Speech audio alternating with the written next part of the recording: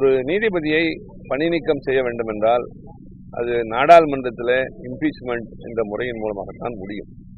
மாநிலங்களவை என்றால் 50 நாடாளுமன்ற உறுப்பினர்கள் கையெழுத்திட வேண்டும். மக்களவை என்றால் 100 உறுப்பினர்கள் கையெழுத்திட வேண்டும். 107 பேர் கையெழுத்திட்டிருக்கிறார்கள். இதில் எல்லா எதிர்கட்சிகளும் இருக்கிறார்கள். திராவிட முன்னேற்ற கழகம், இந்திய தேசிய காங்கிரஸ், சமாஜ்வாடி கட்சி, அதே போல கம்யூனிஸ்டின் 2 கட்சிகள், மார்க்சிஸ்ட் கம்யூனிஸ்ட் கட்சி, இந்திய கம்யூனிஸ்ட் கட்சி, விடுதலை சிறுத்தைகள் கட்சி, அது மாதிரி மராட்டியத்தில் இருக்கிற சிவசேனா கட்சி, இப்படி எல்லா கட்சிகளும் அதில் கையெழுத்திட்டிருக்கிறார்கள். இப்போது வெளியிலே சொல்லப்பட்டு வருகின்ற ஒரு கருத்து, அது தவறான கருத்து என்பதை தெளிவுபடுத்துவது எங்கள் கடமை. திருப்பரங்குன்றம் வழக்கிற்காகத்தான் அவர் மீது இந்த இம்பீச்மெண்ட் கொண்டு வரப்பட்டிருக்கிறது என்று சொல்கிறார்கள். அது அல்ல என்று சொல்வதுதான் மிக முக்கியமான ஒன்று.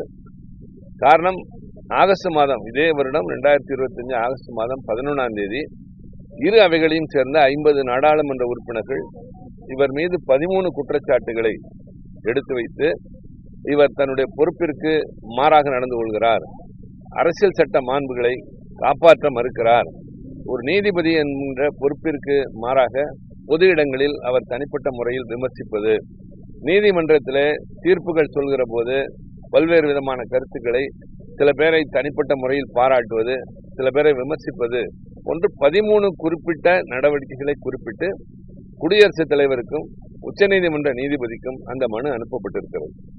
இப்போது முறையாக, அதாவது குடியரசுத் தலைவரோ அல்லது உச்சநீதிமன்ற நீதிபதியோ அதை ஏற்றுக்கொள்ளலாமே தவிர, கேட்டுக்கொள்ளலாமே தவிர, ஆனால் முடிவெடுக்க வேண்டிய அதிகாரம் நாடாளுமன்றத்தில் இருக்கிறது என்ற காரணத்தினால் அதே குற்றச்சாட்டுகளின், அந்த 13 குற்றச்சாட்டுகளின் அடிப்படையில் தான் நேற்றைக்கு அது கொடுக்கப்பட்டிருக்கிறது.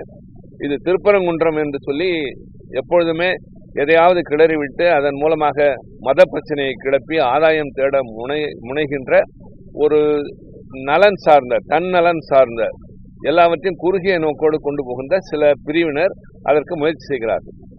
ஆக நாங்கள் கொடுத்த அந்த இம்பீச்மெண்ட் என்ற நோட்டீஸ் திருப்பரங்குன்றத்திற்கும் அதற்கும் தொடர்பில்லை. அது வேறு வழக்கு, அது தனியாக நடைபெற்றுக் கொண்டிருக்கின்றது. இப்போது கொடுத்திருக்கிற இந்த இம்பீச்மெண்ட் என்பதில் ஏற்கனவே கொடுத்த 13 அந்த குற்றச்சாட்டுகளையும் மீண்டும் கவனத்தில் கொண்டு வந்து, மீண்டும் என்று சொல்வதை விட இந்த இம்பீச்மெண்ட் நோட்டீஸில் கொண்டு வந்து, முதலில் கொடுத்த குடியரசுத் தலைவர் கொடுத்ததை முறையாக செய்வதற்கு மக்களவையின் தலைவராக இருக்கிற ஓம் பிர்லாவிடம் கொடுக்கப்பட்டிருக்கின்றது. 60 வருட நம்பிக்கை. Anand banians and briefs.